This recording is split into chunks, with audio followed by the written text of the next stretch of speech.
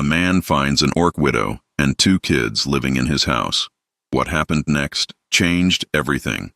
Warren had been walking for 3 days straight when he finally saw his house, or what used to be his house. The war had ended 6 months ago, but nobody had bothered to tell the countryside. Villages still smoldered in places. Roads were more holes than path. And his farm, the place he'd spent 28 years calling home, looked like it had aged 50. The roof sagged in the middle like a tired horse. The fence posts leaned at angles that defied basic carpentry. His apple trees were overgrown, branches reaching toward the sky like they were trying to escape the ground, but there was smoke coming from the chimney. Warren stopped walking, stared at that thin line of gray rising into the autumn air. Someone was in his house. Someone had been living in his house. He touched the sword at his hip, more habit than threat. The war had taught him that most problems couldn't be solved by hitting them, but it helped to have options.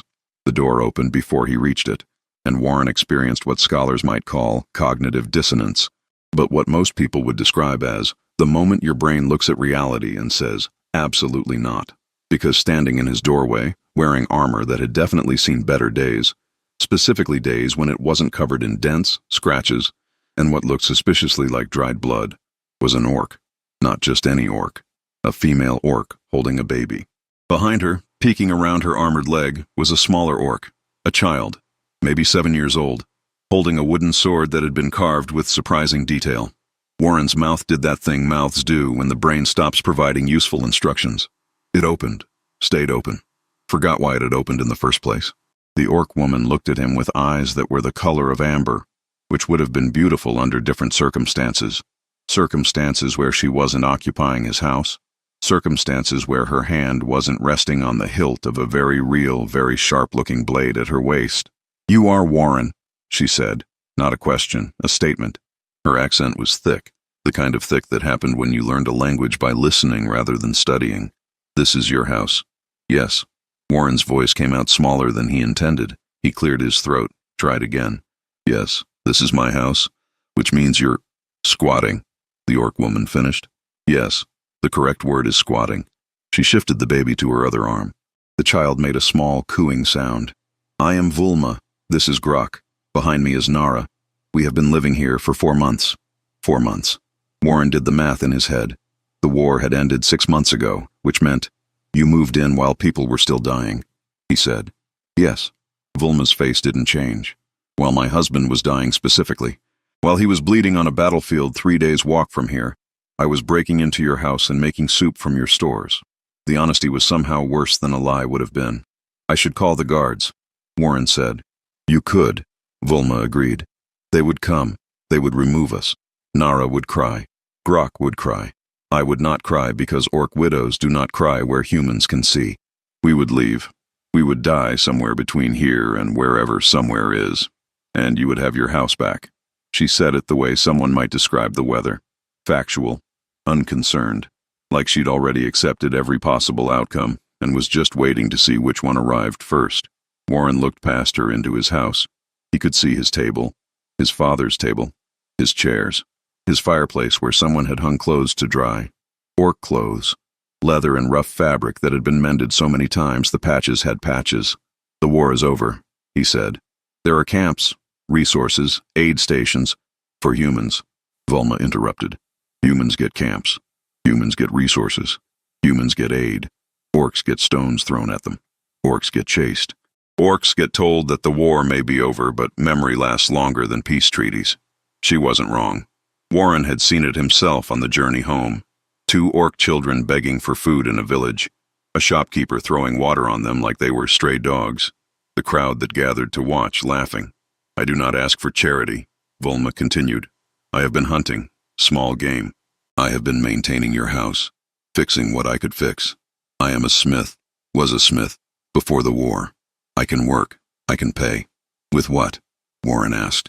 Vulma looked down at the baby in her arms, then at Nara behind her, then back at Warren with eyes that held the kind of exhaustion that went deeper than just being tired. The kind of exhaustion that came from carrying weight that was never supposed to be yours alone. "With whatever you require," she said quietly. The words hung in the air between them like smoke. Warren felt something twist in his chest. It wasn't quite anger. wasn't quite pity. It was the uncomfortable middle ground where you realize that the problem standing in front of you doesn't have a good solution, just less terrible ones. I'm not. He stopped. Started over. I don't want anything from you. I just want my house back. Then you should have returned sooner, Volma said. Before your roof started leaking. Before your chimney became bird nest. Before everything your father built started forgetting it was supposed to be house. You fixed the roof? Nara helped. She is small, good at climbing. Behind Volma, the little orc girl puffed up with pride. She was missing one of her tusks. Probably baby tusk, Warren thought. She looked at him with the kind of suspicious curiosity that children directed at strangers who might be threats or might be interesting. The jury was still out. Warren ran a hand through his hair. It needed cutting. Everything needed something. I need to think, he said finally. Then think inside. Volma stepped back from the doorway. It is cold. Thinking is more effective when you are not freezing, which was how Warren found himself sitting at his own table, in his own house, drinking tea that an orc had made from his tea stores, while an orc child stared at him with unblinking golden eyes, and an orc baby gummed on what appeared to be a piece of dried meat. The tea was good, better than he remembered his tea being. You added something, he said. Honey, Volma replied. She sat across from him, the baby now on her lap. And mint. Humans drink tea like punishment. It should taste like reward. Warren took another sip. She wasn't wrong. 4 months, he said. You've been here 4 months. Why this house? It was empty, far from village. No neighbors close enough to notice smoke. And Volma hesitated. It had garden. Small garden behind house, already growing. Potatoes, carrots, onions. Someone had planted them and left. I thought, perhaps person who planted them would not return. War takes more than it gives back. My mother planted that garden, Warren said. Before the conscription. Before they took every man between 16 and 40. She said I'd need food when I got back. She was wise. She was dead before I made it past the third battle. Silence fell like a curtain. Volma didn't offer condolences. Didn't say she was sorry. She just sat there, holding her baby, being the kind of quiet that acknowledged shared loss without trying to fix it. Your husband, Warren said. How did he? Arrow to the throat, Volma replied. Her voice was steady, too steady, like she'd practiced saying it without breaking. Quick death. He did not suffer long. I tell Nara he died brave. I tell her his spirit is in the mountains. I tell her many things that make grief smaller for children. Nara had stopped staring at Warren. She was now sitting on the floor near the fireplace, making her wooden sword fight an invisible enemy. She made small grunting sounds with each strike, the universal language of children playing war without understanding what war actually was. I can't let you stay, Warren said. It came out sounding more like a question than a statement. Cannot or will not? Volma asked. Both, either, I don't. Warren set down his teacup harder than he meant to. This is my house. I came back to rebuild my life. To have something that's mine again. Not to be a charity, Volma suggested. Yes. Good. I do not want charity. She shifted Grok to her shoulder, patting his back in that rhythmic way all mothers seem to know instinctively. I want arrangement. What kind of arrangement? You need house repaired. Roof, fence, garden expanded. I can do this. I have tools. I have skills. I have strength. She paused.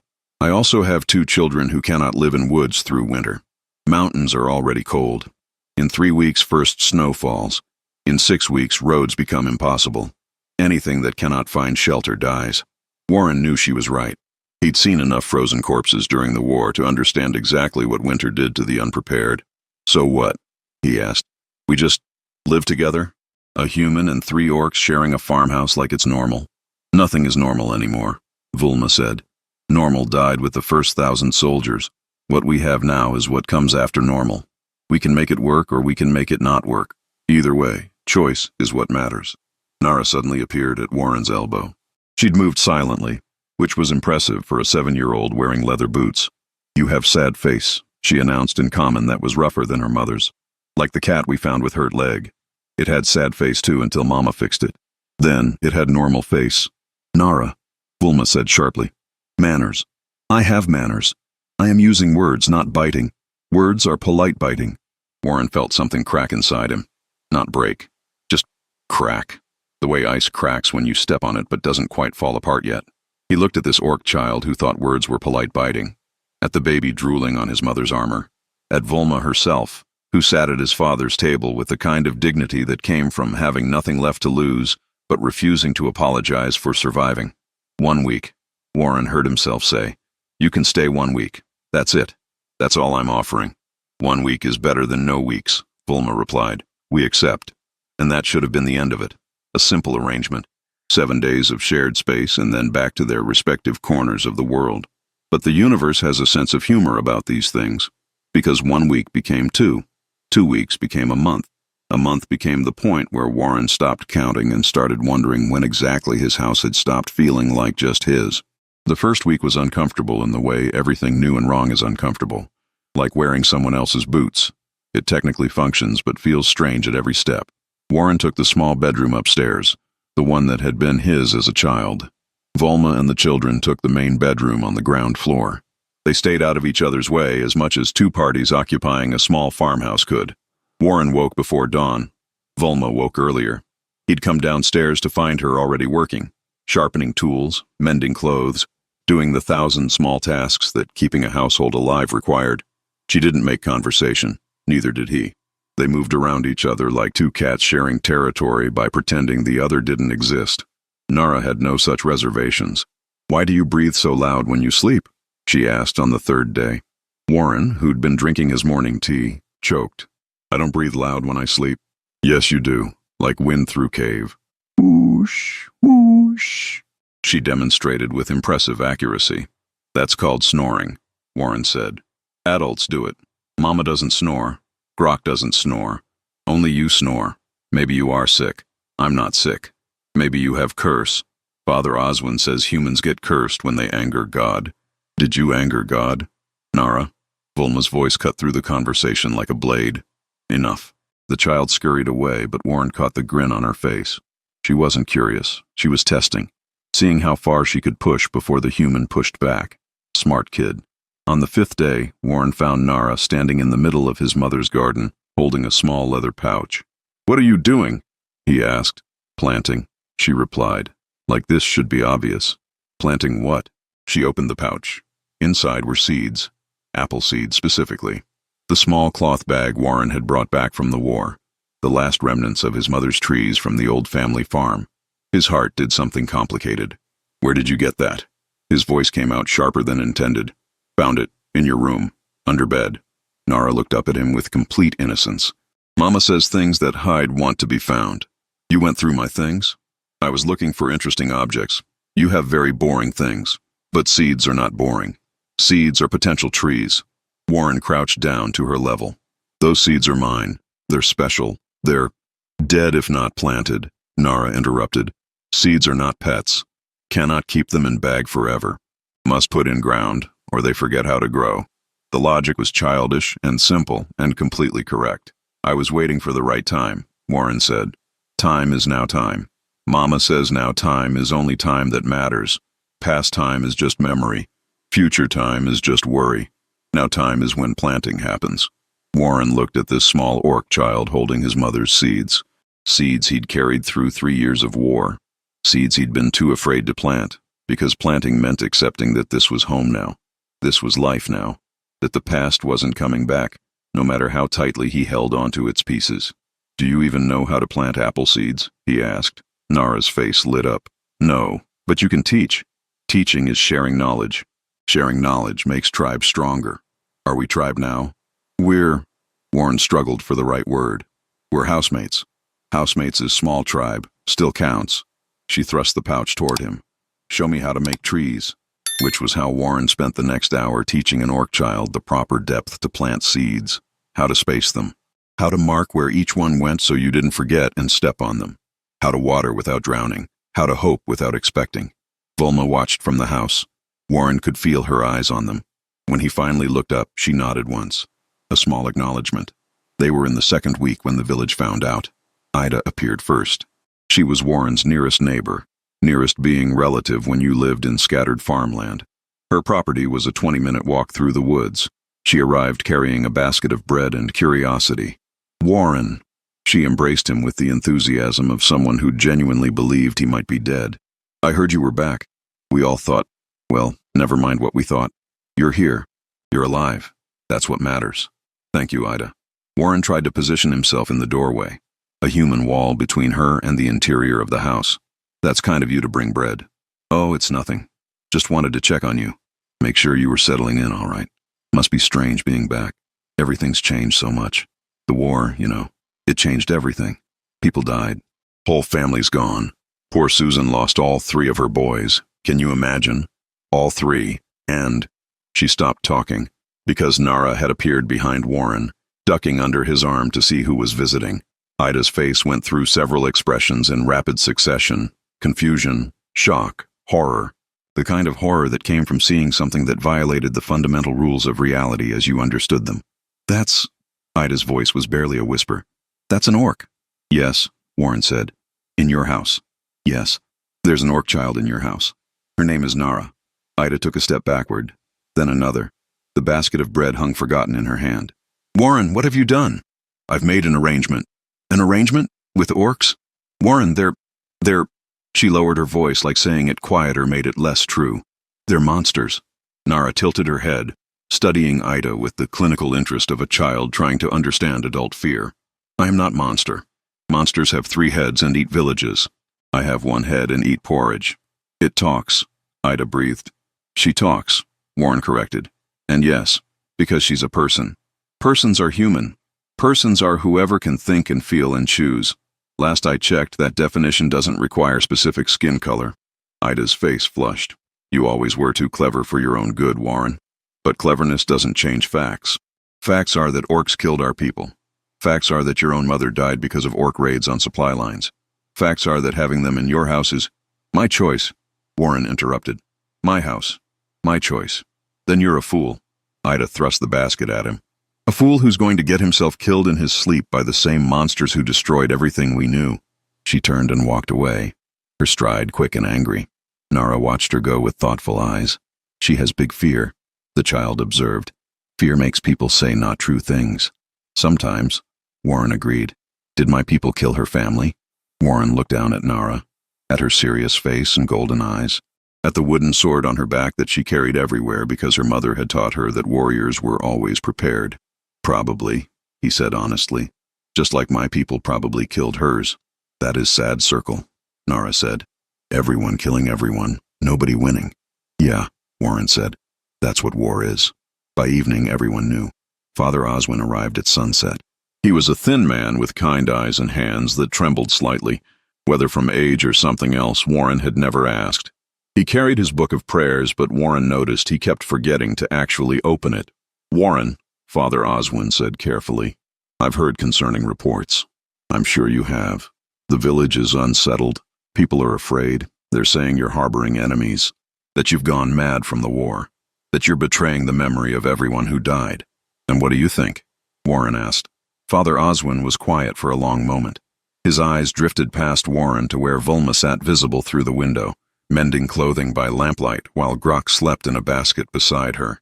I think, the priest said slowly, that mercy is supposed to be hard, that forgiveness is supposed to cost something, that the scripture says to love your enemies but doesn't specify what that love should look like in practice. He finally met Warren's eyes. I also think you're either the bravest man I know or the most foolish. Possibly both. And which should I be? Whichever one helps you sleep at night. Father Oswin finally opened his prayer book, flipped through pages without really reading. The village will petition the Lord. They'll want the orcs removed, possibly punished. For what crime? For existing where they're not wanted. Warren felt anger rise hot in his chest. Is that what we fought for? 3 years of blood so we could come home and keep spilling it for different reasons. War doesn't teach peace, Warren. It just teaches more war with longer pauses between. Father Oswin closed his book. I'll pray for you. For all of you. Prayer may not solve anything, but it's all I have to offer. He left before Warren could respond. That night, Warren sat at his table long after everyone else had gone to bed. He could hear Grok fussing upstairs. Vulma's low voice singing something in Orcish. A lullaby, probably. The words were rough and deep, but the melody was gentle. Nara appeared on the stairs. She was wearing a nightshirt that had clearly been made for a human child and was way too long. She looked like a small orc drowning in fabric. Cannot sleep, she announced. Why not? Thinking too loud. Thoughts are noisy when worried. What are you worried about? Nara climbed onto the chair across from him. Her feet didn't touch the ground. She swung them back and forth in that restless way children did when their bodies needed to move even if they weren't going anywhere. "If humans make us leave," she said quietly. "If they say we cannot stay, where do we go?" Warren didn't have an answer that wouldn't be a lie. "Your mama is strong," he said instead. "She'll figure something out. Mama is strong but also tired. Very tired. She does not sleep sometimes. Just sits and stares at nothing." Nara's voice dropped even quieter. "When Papa died, part of Mama died too. The part that makes choices easy. Now every choice is heavy." The observation was too old for a 7-year-old, but war aged children faster than time did. "I'm sorry about your father," Warren said. "Are you sorry or polite sorry? What's the difference? Sorry is when heart hurts for someone. Polite sorry is when mouth makes sounds because sounds are expected. Smart kid, too smart." Sorry, Warren said. Nara nodded, accepting this. "I do not remember much of Papa. Mostly I remember his voice. Deep voice, like thunder but friendlier. He would tell stories about ancestors, about orcs who fought giants, about orcs who chose honor over victory, about how strength means protecting, not destroying. He sounds like he was a good father. Yes, but good fathers still die in wars. Being good does not make you bulletproof, or arrow-proof, or any kind of proof that matters when fighting happens." She looked at Warren with eyes that held too much understanding. "War is stupid. Everyone dies and nobody wins, and then when it stops, people just find new reasons to hate each other." "You're absolutely right," Warren said. "I know. I am smart. It wasn't arrogance, just fact. Question is, are you smart enough to choose different? Different from what? Different from hate, different from fear, different from all the stupid that makes wars happen in first place." Nara hopped down from the chair. "Good night, housemate, maybe tribe member Warren." She padded back upstairs, leaving Warren sitting alone with thoughts that were indeed very noisy. The next 2 weeks were a test. The village didn't send the Lord. They sent something worse. They sent cold shoulders, slammed doors, whispers that followed Warren whenever he went to trade for supplies. Mukhar found him in the market square 3 weeks after Ida's visit. The old orc veteran looked like he'd been through a war and several bar fights and had lost most of both. He was missing his left arm, had scars crossing his face like a map of bad decisions, and walked with a limp that suggested his leg and hip had violent disagreements about basic mobility. "Mukhar hears things," the old orc said in third person. He always did that. Mukhar hears Warren is housing orc widow and cubs. Mukhar thinks this is very foolish or very brave. "Everyone keeps saying that," Warren replied. "Nobody's decided which yet. Mukhar knows which, is both. Always both when doing right thing in wrong world." The old orc grunted. "Mukhar also knows widow, knew her husband, fought beside him 3 battles before Arrow took him. Was good orc, strong, smart, died protecting others when he could have run. Volma says he died quickly. Volma lies to make child's grief smaller. He did not die quickly. Took 6 hours, screamed most of it, but fought to live until medic arrived. Fought to give message for wife. Message was, tell her to survive, tell her to choose life over honor, tell her that being alive for cubs matters more than dying pretty for ancestors." Warren felt something heavy settle in his chest. "She never mentioned that," he said. "Would you? If person you loved most used their last breath to tell you to forget everything your culture values in order to keep breathing?" Mukhar spat on the ground. "Being widow is hard for any species. Being orc widow is impossible. Orc widows are supposed to take warrior's blade and join him in death. Supposed to choose honor over survival. Volma chose survival. Village of orcs cast her out. Called her coward. Called her unworthy. Because she wanted to stay alive for her children? Because she broke tradition? Because she chose human logic over orc honor? Because she decided her children's future mattered more than her dead husband's reputation?" Mukhar's one good eye fixed on Warren. "So now she lives in human world that hates her and orc world that has forgotten her. She is nowhere, belonging to nothing, keeping 2 children alive through sheer stubborn refusal to die." Warren thought about Volma, about the way she worked from before dawn until after dark, about how she never complained, never asked for help, never showed weakness, about the exhaustion in her eyes that came from carrying weight that would have broken most people months ago. "Why are you telling me this?" he asked. "Because Mukhar sees how you look at them, like they are problem to solve. They are not problem. They are people who survived when everyone expected them to die. That deserves respect, not calculation. The old orc turned to limp away, then paused.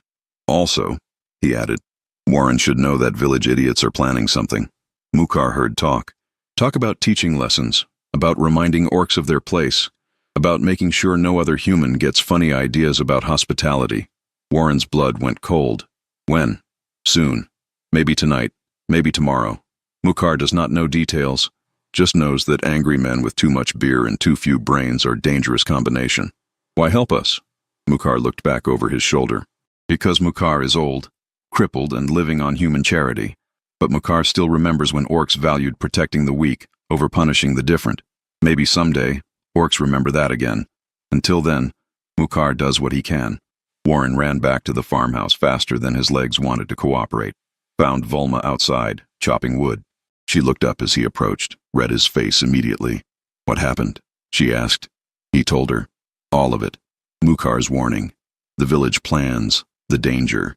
Volma set down her axe, wiped sweat from her forehead, looked at her house, because Warren had started thinking of it as their house somewhere around week 3 and hadn't noticed until now. We will leave, she said simply. Tonight. Before trouble comes. We will take what we can carry and— No, Warren interrupted. No, you're not leaving. This is your home. This is your home. We are just temporary. No, Warren repeated, firmer this time. This is your home. Because I'm saying it is. Because I'm choosing it to be. Because— He stopped, found the words he'd been avoiding saying. Because you belong here. Volma stared at him. Really stared. Like she was seeing him for the first time. Why? She asked quietly. Why does this matter to you? We are nothing to you. Strangers. Enemies by birth. Burdened by circumstance. You owe us nothing. I owe you everything. Warren said. You fixed my house. You planted my mother's seeds. You made a home in a place that was just empty rooms. You took something dead and made it alive again. He gestured around them. Look at this place. Look at what it was when I came back. Just structure. Just walls. Now it's— Home, Nara said from the doorway. She'd been listening. Of course she'd been listening. Children heard everything adults thought was private. His home now, not just house. Home is where people choose to stay even when leaving is easier. Yes, Warren agreed. Exactly that. Volma's jaw tightened. For a moment, Warren thought she might cry. But orc widows don't cry where humans can see. She'd told him that the first day. What he hadn't understood until now was that it wasn't about pride. It was about control. About holding on to the last pieces of strength when everything else had been stripped away. If village comes, she said finally, what will you do? I'll handle it. You are one man. And you're one orc with 2 children. But here we are, still standing. Warren felt something solid settle in his chest. A decision that went from abstract to concrete. From maybe to definitely. I didn't survive 3 years of war just to come home and let bullies dictate who gets to exist. You stay. We figure it out. Together. Together is a dangerous word. Together is the only word that matters. They came that night. Warren heard them before he saw them. Boots on gravel. Low voices trying to be quiet and failing. The kind of noise that drunk confidence makes when it thinks it's being stealthy. 7 men. 8 if you counted the one hanging back like he wasn't sure he wanted to be there, but was too afraid to leave. Warren met them at the property line. Sword visible but not drawn. Volma stood beside him. She'd insisted. Had put Nara in charge of watching Grok. Had strapped her blade on. Had walked out the door with the kind of calm that came from having already decided that some things were worth dying for. The lead man was Marcus, blacksmith's son. Big like his father, but none of the old man's wisdom. Just shoulders and anger looking for purpose. Warren, Marcus said. He was trying to sound authoritative. Official, like he had the right to be there. We need to talk. Then talk, Warren replied. Not out here, inside. Here is fine. We want to see them, the orcs. Want to make sure they're— Marcus struggled for words. Not a threat. They're not a threat. That's not for you to decide.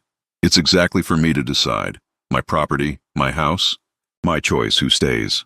Your choice affects the whole village, another man called out. Stefan, farmer, had lost a son in the war. Warren could smell alcohol on him from 10 feet away. You harboring orc scum sends a message. Says we're weak. Says they can just walk in and— They didn't walk in, Warren interrupted. I let them stay. Then you're a traitor. The word hung in the air like smoke. Volma shifted slightly. Her hand didn't move toward her blade, but Warren could feel the readiness in her, the coiled violence that 3 years of war had taught her body to access instantly. "I'm not a traitor for choosing compassion over cruelty," Warren said carefully. "I'm not a traitor for seeing people instead of labels. I'm not a traitor for refusing to perpetuate the same cycle of violence that took 3 years of our lives." "Fancy words," Marcus sneered. "But words don't change reality. Reality is their orcs. Reality is their kind killed our people. Reality is, I killed orcs." Warren cut him off. The crowd went quiet. 23 of them that I counted. Probably more I didn't see fall. Cut them down on battlefields while following orders I didn't question because questioning wasn't allowed. He stepped forward. "I killed children who'd been conscripted too young. I killed farmers who'd been forced to fight. I killed scared boys who cried for their mothers in a language I didn't understand. I did all of that because someone told me it was necessary." He could feel every eye on him. "And then I came home," Warren continued, "and found 3 orcs in my house. A widow, 2 children, the enemy, the monsters, the justification for 3 years of blood." His voice dropped quieter. "But you know what I actually found? I found a mother trying to keep her children alive. I found a child who plants seeds because she believes in futures. I found a baby who laughs at stupid faces regardless of whose face it is. They're manipulating you," Marcus insisted. "Making you soft. Making me human," Warren said. "Which is more than I was when I came back from the war. War strips your humanity piece by piece until you forget what it feels like to care. Until you can look at suffering and feel nothing. Until other people's pain becomes white noise." He glanced at Volma. "They reminded me how to care again. How to see people as people. How to choose compassion when anger is easier. This is insane," Stefan muttered. "We came here to what?" Volma spoke for the first time. Her accent was thick, her words careful.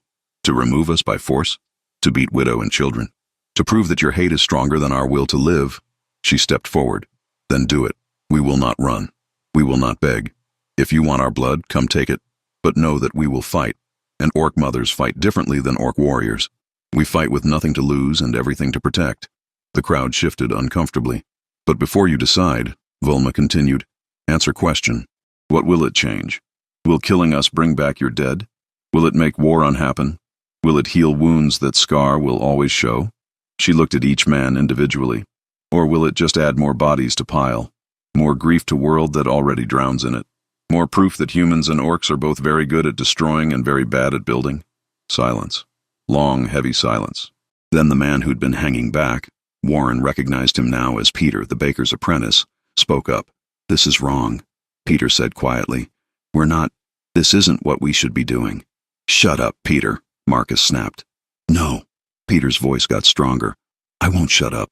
We came here to what exactly? Intimidate a woman and 2 children? That's what we're doing now." "That's who we are. They're orcs," Marcus repeated. Like saying it enough times would make it matter more. "So what?" Peter challenged. "My best friend was orc. Fought beside him for 2 years. He saved my life 4 times. I saved his twice. We had plans to open a bakery together when the war ended. Combined human bread techniques with orc spice knowledge." His voice cracked.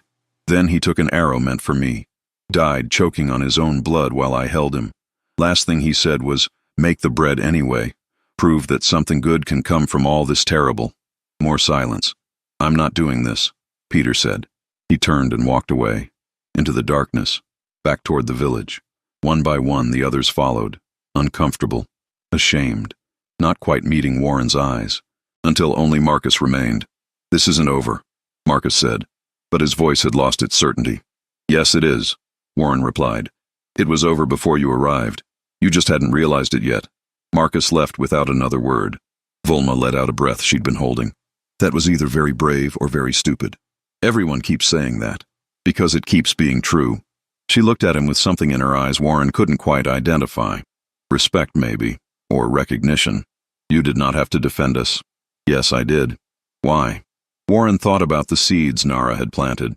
About the small green shoots that had started pushing up through the soil. About how hope looked like foolishness until it grew into something real. "Because you're my family," he said simply. Volma's breath caught, just for a second. Almost imperceptible. "Orcs do not use word family lightly," she said quietly. "Family is bond deeper than blood. is choice that cannot be unchosen, is oath that holds even when everything else breaks. I know. Then you understand what you were saying. I understand that family isn't who you're born to. It's who you choose to stand beside when everyone else walks away. Nara's voice came from the house. Grok is crying, and I do not know why. His face is wet and red and loud. He probably needs changing. Volma called back. Then to Warren. Welcome to family. It is messy and exhausting and completely worth it. The next 3 months were adjustment. The village didn't exactly accept them, but they stopped actively opposing them. It was that cold middle ground where people ignore what they can't control. Father Oswin visited weekly, ostensibly to pray, actually to teach Nara to read Common. The child devoured books the way Grok devoured anything he could fit in his mouth. Ida started leaving bread on the doorstep again. She never knocked, never stayed, just left bread and disappeared. Small gestures of apology that didn't require actual words. Mukhar stopped by occasionally, taught Warren Orc drinking songs that were entirely inappropriate for family gatherings, taught Volma where to buy good leather for armor repair, told Nara stories about her father that made the child laugh and cry in equal measure. The apple seeds grew. Small shoots at first, fragile, but persistent, growing despite the odds, despite the cold, despite everything that said they shouldn't survive. Warren caught himself checking on them every morning, measuring their growth, worrying about frost, celebrating each new leaf like it was a personal victory. They will be trees someday, Nara observed, kneeling beside him in the garden. Big trees, trees that make apples for many years. If they survive the winter, Warren said, they will survive. Seeds from warrior farmer always survive, is in their nature. I'm not a warrior. You fought in war. You defend family. You choose hard path over easy path. That is warrior. Sword is just decoration. Warren laughed. Actual laughter. The kind that came from the belly instead of polite obligation. When did you become so wise? He asked. Was always wise. You were just too busy being sad to notice. Nara patted his hand with surprising gentleness. Is okay. Sad takes time to leave. Like winter. Eventually spring comes. Must just survive until then. That night, Warren sat at the table after everyone else had gone to bed. Volma came downstairs, drawn by the lamplight. Cannot sleep? She asked. Too much thinking. Dangerous for humans. Thinking leads to philosophy. Philosophy leads to headache. Warren smiled. Sit with me. Volma sat. They shared comfortable silence. The kind of silence that happened between people who'd learned each other's rhythms. I need to ask you something, Warren said finally. And I need you to answer honestly. Orcs do not know how to answer any other way. Do you think we can make this work, really work? Not just survive, but actually build something that lasts? Volma considered this. I think, she said slowly, that what we are building has no map, no previous example, no guarantee. We are writing new story in world that only knows old stories. She met his eyes. But old stories end in war, end in blood, end in repetition of same mistakes by different people. Maybe new story ends differently. Maybe new story ends in hope. Maybe is not a promise. Maybe is better than no. Maybe is better than never. Maybe is seed waiting to become tree. Warren reached across the table, took her hand. She didn't pull away. Then let's be maybe, he said. Together. Together. Volma agreed. Spring came slowly. The apple shoots survived winter. Against odds, against expectations. Against everything that said fragile things shouldn't make it through harsh seasons. But they did. The village began to accept reality. Not because they wanted to, but because fighting reality was exhausting and ultimately pointless. Warren and his strange family became just another fixture. Odd, yes. Controversial, yes. But there. Nara started playing with village children. Carefully at first.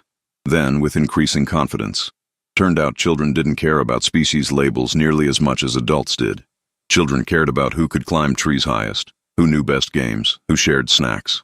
Grok learned to walk, toddled around the house with the enthusiastic clumsiness of a small creature discovering mobility, called Warren Wah Wah, which Nara insisted meant honorary papa who is not real papa but is important anyway. Volma's armor came off, not all at once, not dramatically, but piece by piece. Until one day Warren realized she hadn't worn it in weeks. Just regular clothes. Just leather and cloth like any other person doing farm work. You stopped wearing your armor, he commented one evening. Do not need it anymore, Volma replied. Armor is for warriors preparing for battle. I am not warrior anymore. I'm just mother trying to raise children in peace. You'll always be a warrior. Yes, but warrior can choose when to fight and when to rest. I choose rest now. I choose safety. I choose boring. She smiled. It was the first real smile Warren had seen from her. Boring is luxury. Boring is gift. Boring means no one is trying to kill you. I'll drink to boring, Warren said. They clinked cups, water for her, tea for him, the most mundane toast imaginable. That summer the first apples appeared, small, green, nothing impressive, but apples nonetheless. Nara found them first, came running into the house with the kind of excitement that made Grok start laughing just because his sister was laughing. Warren, wah wah, trees have baby apples, small apples, future apples. They all went outside, stood in the garden looking at 3 small apple saplings bearing their first tiny fruits. Will be years before apples are good for eating, Volma observed. Apple trees are patient, require time. Good thing we have time, Warren said. Nara looked up at him with golden eyes that held too much wisdom for her age. We have more than time. We have family. Family is tree that keeps growing even after person who planted it is gone. That's very profound, Nara. I know, I am profound sometimes. Other times I am just loud. Depends on day. That evening, as sunset painted the sky in shades of orange and purple, Warren stood at the property line of his farm. Their farm. Looking at the house. At the fence Volma had repaired. At the garden where his mother's seeds had become trees. Father Oswin approached from the road. They stood in companionable silence. You proved everyone wrong, the priest said finally. I proved everyone right, Warren corrected. I was both foolish and brave, both idealistic and practical, both right and wrong depending on whose perspective you ask. But you made it work. We made it work, all of us, together. The village is starting to change, Father Oswin observed. Slowly, very slowly. But I've heard people talking, wondering if maybe the lines we drew between us and them were always arbitrary. If maybe enemies could become neighbors if we just let them. It's still an uphill battle. All worthwhile things are. The priest adjusted his prayer book. I wanted you to know. 2 more orc families have petitioned to settle near the village. Widows mostly, refugees. They heard about this. He gestured at the farm. About human and orcs living in peace. They want the same. Want chance to rebuild. Warren felt something warm spread through his chest. Not pride exactly. More like vindication. Proof that maybe was becoming yes. What did the village say? He asked. They're considering it, which is more than they would have said 6 months ago. Father Oswin smiled. You planted seeds, Warren. Not just apple seeds. You planted idea that different futures are possible. Ideas grow slower than trees but eventually bear fruit. After the priest left, Warren went back inside, found Volma reading to both children. Grok was already asleep in her lap. Nara was fighting sleep and losing. Story time? Warren asked. Yes, old orc legend. About first orc who chose peace over war. Tribe called him coward. Cast him out. He walked for many years. Found valley. Built home. Raised crops. Lived in peace. Volma turned the page. Other orcs heard about valley where no fighting happened. Slowly they came. One family at a time. Until valley was full of orcs who chose peace. Became strongest tribe in history. Not through violence. Through survival. Does the story have a happy ending? Warren asked. Story has true ending, which is better than happy. Happy is fantasy. True is real. She closed the book. Valley still exists. In mountains north of here, Orc Peace Valley is real place, real history. Maybe we should visit someday. Maybe, Volma agreed. She looked at him with those amber eyes. Or maybe we build our own valley. Right here, start small, just us. But small beginnings lead to large futures. That night Warren couldn't sleep. He went downstairs. Found the small wooden carving he'd made as a child. 2 hands holding each other. One large, one small. Symbol of connection. Of promise. Of family. He set it on the mantel above the fireplace, where everyone could see it. In the morning, Nara found it first. What is this? She asked. It's us, Warren said simply. All of us. Together. Can I make one too? But with 4 hands? For 4 people? I think that would be perfect. Nara spent the entire day carving. Her technique was rough. The proportions were wrong. One hand ended up bigger than the others, but when she finished, she placed it next to Warren's on the mantel. Now is complete, she declared. Now is real family symbol. Volma came to look. studied both carvings, reached up and adjusted them so they sat perfectly side by side. In Orc tradition, she said quietly, family carvings are sacred, are passed down through generations, are promise that connection continues beyond death. Then these will be passed to your children, Warren said, and their children, and whoever comes after. Our children, Volma corrected. Not mine. Ours. Family is not possession, is shared responsibility. Warren didn't know what to say to that, so he didn't say anything, just stood beside her, watching two small pieces of wood that meant everything and nothing, that were just wood and were also promise, were just objects and were also future. 2 years later, the valley had 17 families, mixed, human and orc, learning to coexist, learning to build something new from the ruins of something old. The apple trees were taller now, strong, still years away from mature fruit, but growing, patient. Sure, Nara was 9, loud, opinionated, terrifyingly smart, teaching younger children to read, both human and orc, refusing to accept that different species meant different opportunities. Grok was 3, walked, talked, got into everything, called Warren Papa, without the honorary qualifier. Warren had stopped correcting him. Volma and Warren sat on the porch one evening, watching the sun set over their valley, their community, their impossible, improbable, absolutely real family. Do you ever regret it? Warren asked. Staying, choosing this? Volma was quiet for a long moment. I regret many things. Regret that my children grew up without father. Regret that war happened at all. Regret that world is still not fully ready for what we are building here. She looked at him. But I do not regret staying. Do not regret choosing life over tradition. Do not regret believing that maybe could become yes. And has it? Has maybe become yes? Look around. Volma gestured at the valley, at the houses, at the mixed families, at the children playing together, at the small market where orcs and humans traded goods and stories and recipes. What do you think? Warren looked, really looked, at everything they'd built, everything that shouldn't exist but did anyway. I think, he said slowly, that we planted seeds, some in garden, some in hearts, and both kinds grew into something worth keeping. Poetic, very human. Volma smiled. Orc saying is simpler. Says, together is stronger than alone. Always. Then let's be together, Warren said. Always. Always. Volma agreed. Inside the house, they could hear Nara teaching Grok a new song. Something about warriors and peace and families that chose each other instead of being chosen by blood. The apple trees rustled in the evening breeze.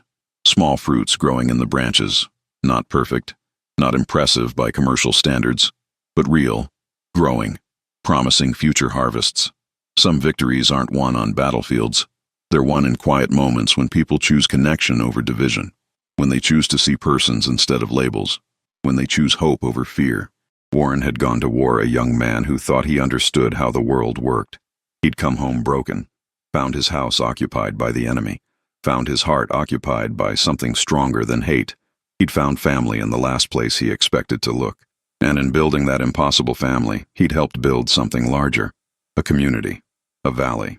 A future where maybe different species could stop killing each other long enough to realize they were all just people trying to survive. The work wasn't finished. Probably would never be finished. There would always be resistance. Always be people who saw difference as threat instead of opportunity. But that was tomorrow's problem. Tonight, Warren had family. Had home. Had small apple trees growing in garden planted by hands that should have been enemies, but chose to be allies instead. Had proof that sometimes the bravest thing you can do is open your door to someone the world says you should fear. Had learned that walls are strongest when they shelter everyone. That gardens grow better when more hands tend them. That family isn't defined by blood but by choice. The moon rose over the valley. Silver light on mixed rooftops. On gardens growing food for multiple species.